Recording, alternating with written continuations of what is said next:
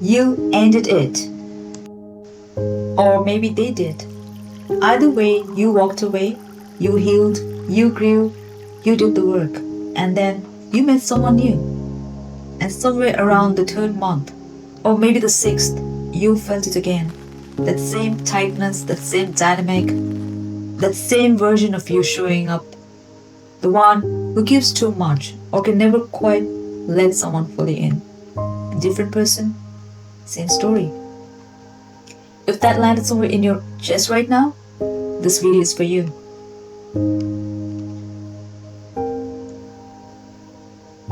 Here's what I want you to know, and this is important. This is not bad luck. This is not because you're broken, and it's not because you haven't healed enough. What's happening is a karmic pattern, a loop that runs underneath the surface of your choices. Not as part of your awareness, but often because of it. And the reason most people never get out of it is because they're trying to fix the wrong thing. They're looking at the person in front of them when the answer is inside the pattern itself. In this video, I'm going to show you 3 things. 1. What a karmic relational pattern actually is, not the spiritual bypassing version, the real energetic, psychological truth of it. Number 2, how to identify yours. Because once you can name it, it loses most of its power. And 3, what it takes to actually step out of it. Not do the work vaguely, but actually practically from the root.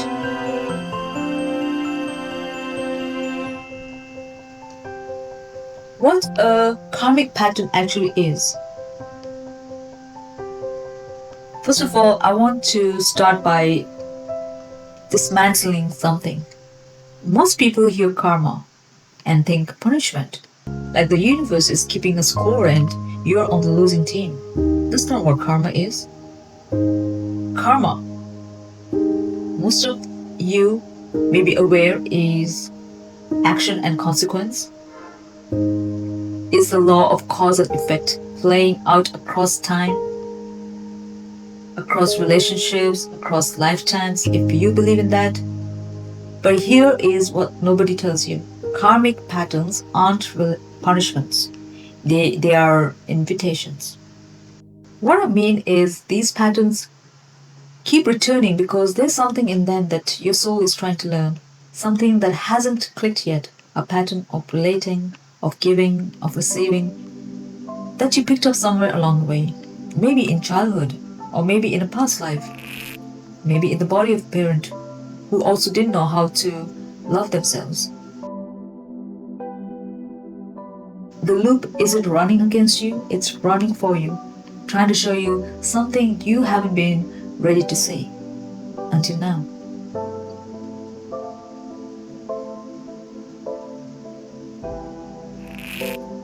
From my own experience and that of others I know of, I've noticed 3 loops that come up again and again. Number 1 is the rescuer loop.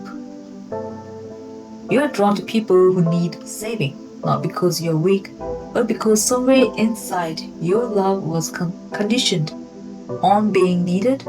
You learned that being useful was the safest way to stay. The karmic lesson here is a love without a purpose, to stay without being needed, and to be chosen for who you are, not what you provide. Pattern 2 is the avoidant pole. I'm aware of this, and I think this would resonate with many people as well. Is you attract people who pull away just as you're starting to open, or you are the one who pulls away right at the moment of real intimacy. The closer someone gets, the more the alarm sounds. And here the karmic lesson is to let yourself be truly seen. To discover that closeness doesn't always end in abandonment. And pattern 3 is that intensity addiction.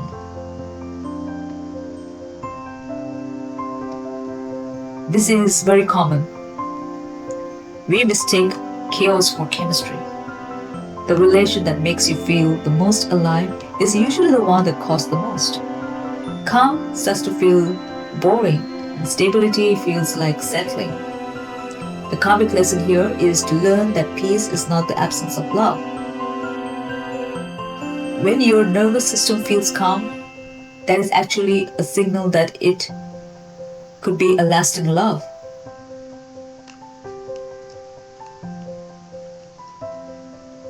I want to tell you a story about my experience.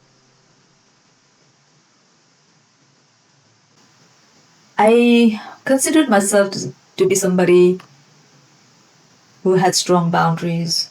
I'd read the books, I've listened to a lot of experts on this issue, on this topic. So I met someone new, and I felt that familiar, warm, tingly feeling. And I thought he was also a warm, thoughtful, grounded person with whom I had, who was on a same wavelength as me. And within a few months, I felt that feeling again of being too much, of expecting more than that person was giving me. I was trying to hold on to someone who kept just slightly out of reach. And then I asked myself, how is this possible? I noticed that I was falling into the same loop again. I had to step back and, from a third person's point of view, like I had to step out of my body. Then I was finally able to see clearly enough to see my part in the dynamic.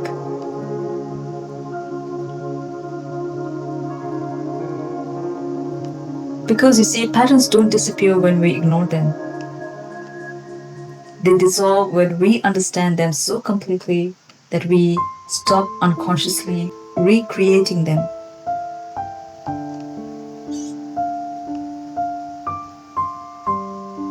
So while I was doing that inner work and healing, I saw it immediately. It was this deep ancestral thread around worthiness in love.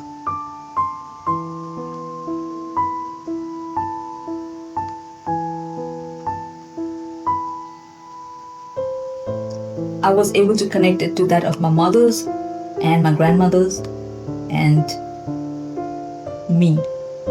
3 generations of women who gave themselves away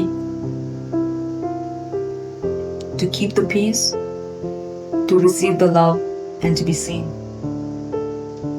That was the root, not the relationship. It was the bloodline, the lineage.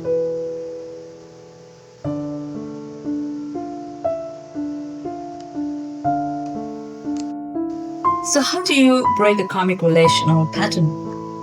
I'm going to give you 3 steps. These are not quick fixes. These are subtle shifts that you have to make. Step 1, name the pattern, not the person. Stop asking, why do I attract emotionally unavailable people? Start asking, what version of myself shows up when I'm in this dynamic?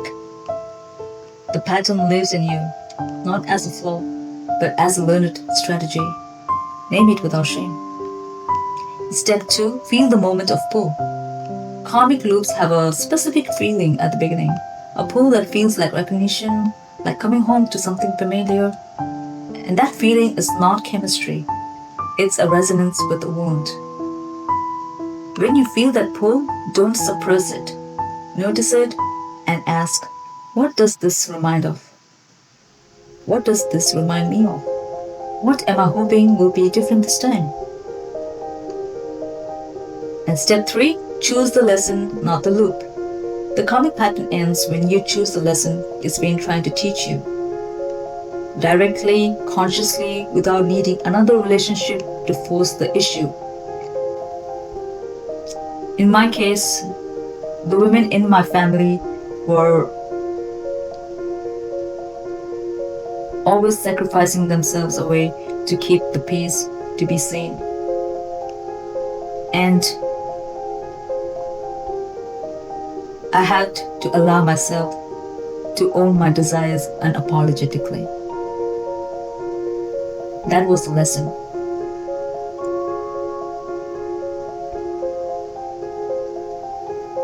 If you are the rescuer, choose to receive. If you are the avoidant, choose to stay. For the intensity addict, choose to be bored and curious about what's underneath the boredom.